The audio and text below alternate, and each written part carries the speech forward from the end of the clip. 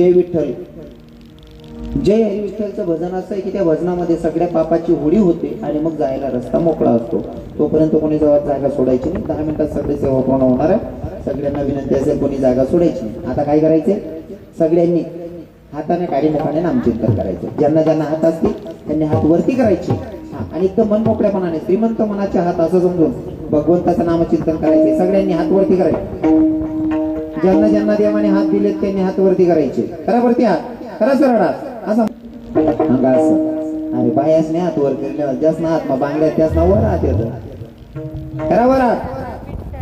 तुम्ही करा भाऊ, तुम्ही व्यायाम नेतात नव्हते ना, तर तुम्ही ठरायलेले उदळ दिले निधी बिल्यात भोगलाय.